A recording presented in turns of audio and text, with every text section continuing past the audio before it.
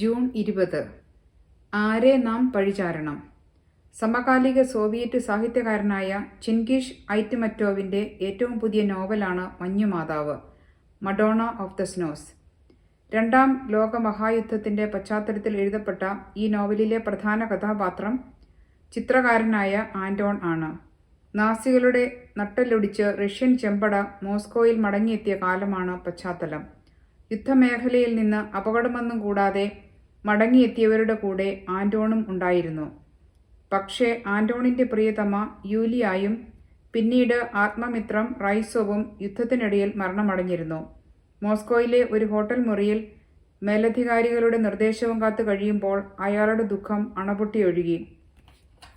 മരിച്ചവരെയോർത്ത് ഒരിക്കലും കരയുകയില്ലെന്ന് ആൻറ്റോൺ ശപഥം ചെയ്തിരുന്നതാണ്.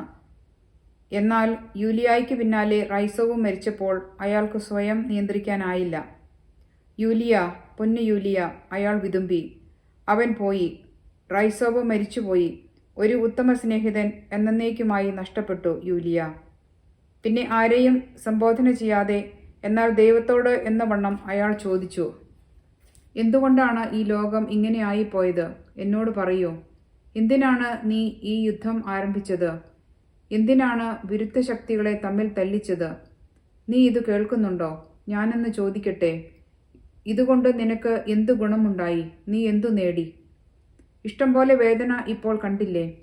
ഇഷ്ടം പോലെ രക്തം കുടിച്ചില്ലേ നാസികൾ? അവർ നിന്റെ സൃഷ്ടിയല്ലേ? ഞങ്ങൾ മനുഷ്യരെയല്ല പഴിക്കേണ്ടത്, നിന്നെ മാത്രമാണ് പഴിക്കേണ്ടത്. ഞാൻ നിന്നെ വെറുക്കുന്നു. നീ ഇത് കേൾക്കുന്നുണ്ടോ? നീ എൻ്റെ യൂലിയായെ എന്നിൽ നിന്നെടുത്തു.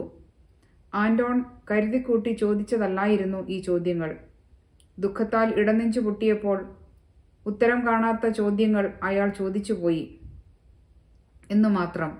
പക്ഷേ ഇമാതിരി ചോദ്യങ്ങൾ ചോദിച്ചതിനെക്കുറിച്ച് പിറ്റേ ദിവസം അയാൾക്ക് ലജ്ജ തോന്നി. തൻ്റെ ചോദ്യങ്ങൾ മനുഷ്യരാരും കേട്ടില്ലല്ലോ എന്നായിരുന്നു അയാളുടെ ആശ്വാസം. ദുഃഖത്താൽ വീർപ്പുമുട്ടുമ്പോൾ ആരും ചോദിച്ചു പോകാവുന്ന ചോദ്യങ്ങൾ മാത്രമാണ് ആൻറ്റോൺ ചോദിച്ചത്. ജീവിത ദുഃഖത്തിൻ്റെ നിമിഷങ്ങളിൽ നാമും ഇമാതിരി ചോദ്യങ്ങൾ തന്നെ ചോദിച്ചു വന്നിരിക്കും.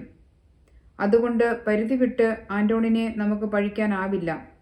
എങ്കിലും മനുഷ്യൻ വിതയ്ക്കുന്ന തിന്മയ്ക്ക് ദൈവത്തെ വെറുതെ പ്രതിക്കൂട്ടിലാക്കണോ? നമുക്ക് ആൻറ്റോണിൻ്റെ കഥയിലേക്ക് തന്നെ തിരിച്ചു പോകാം. യൂലിയായെക്കുറിച്ച് ഓർക്കുമ്പോൾ ആൻറ്റോണിൻ്റെ കണ്ണുകൾ നിറഞ്ഞു പോകുന്നു. എന്താണ് അയാൾക്ക് അവളെക്കുറിച്ചുള്ള ഓർമ്മകൾ? സ്വന്തം മകളെക്കാളേറെ അയാളുടെ മാതാപിതാക്കൾ മരുമകളായ യൂലിയായെ സ്നേഹിച്ചു. അവർക്ക് അവൾ ജീവനായിരുന്നു.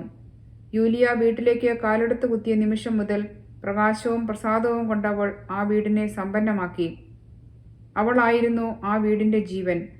അവളുടെ കണ്ണുകൾ നന്മ പ്രസരിപ്പിച്ചു. അവളുടെ ചുറ്റുമുള്ളവരെ സ്നേഹത്തിൻ്റെ മാസ്മരിക ശക്തിയാൽ അവൾ ത്രസിപ്പിച്ചു. അവളിൽ നിറഞ്ഞു നിന്ന നന്മ ലോകത്തിൻ്റെ പകുതിയെങ്കിലും രക്ഷിക്കാൻ പര്യാപ്തമാണ് എന്നയാൾക്ക് തോന്നിയിരുന്നു. യൂലിയായെക്കുറിച്ച് ഓർമ്മിക്കും തോറും അവളിലെ നന്മകൾ ഒന്നൊന്നായി അയാൾ തെളിവായി കണ്ടു. അവളുടെ നന്മ മറ്റുള്ളവരുടെ ജീവിതത്തെ എത്രമാത്രം സമ്പന്നമാക്കി എന്നയാൾ മനസ്സിലാക്കി. പക്ഷേ യൂലിയായുടെ നന്മകൾക്ക് അവളെ ആത്മന പുകഴ്ത്തുമ്പോഴും ജീവിതത്തിലെ തിന്മകൾക്കുള്ള ഉത്തരവാദിത്വം മനുഷ്യരിൽ ആരോപിക്കാൻ ആൻറ്റോൺ തയ്യാറാവുന്നില്ല. ഒരുപക്ഷെ അങ്ങനെ ഒരു അവബോധം അയാൾക്കുണ്ടാകുന്നില്ല എന്ന് പറയുന്നതാവും കൂടുതൽ ശരി. നമ്മുടെയും കാര്യം ഏറെ ഭിന്നമാണോ? നമ്മുടെ ജീവിതത്തിലെ നന്മകൾക്കുള്ള ക്രെഡിറ്റ് എപ്പോഴും നാം അവകാശപ്പെടാറുണ്ട്. എന്നാൽ മനുഷ്യർ അറിഞ്ഞുകൊണ്ട് തന്നെ തിന്മയുടെ വിഷവിത്ത് വിതയ്ക്കുമ്പോഴും അതിനുള്ള ഉത്തരവാദിത്വം ദൈവത്തിൻ്റെ തലയിൽ വച്ചുകെട്ടാൻ നാം വെമ്പൽ കൊള്ളുന്നു. പക്ഷേ സത്യം എന്താണ്? നമ്മുടെ ജീവിതത്തിലെ തിന്മകളുടെ ഉത്തരവാദിത്വത്തിൻ്റെ ഏറിയ പങ്കും നമ്മിൽ തന്നെയാണെന്നുള്ളതാണ് വസ്തുത. വ്യക്തിഗതവും സംഘാതവുമായിട്ടുള്ള ഈ ഉത്തരവാദിത്വത്തിൽ നിന്ന് നമുക്കൊരിക്കലും ഒഴിഞ്ഞു മാറാനാവില്ല. നന്മയും തിന്മയും ചെയ്യുവാനുള്ള ശക്തിവിശേഷം നമുക്കുണ്ട്. ആൻറ്റോണിൻ്റെ പ്രിയപ്പെട്ട യൂലിയ നന്മ ചെയ്യുന്നതിലാണ് സർവ്വശക്തിയും സമാഹരിച്ചത്.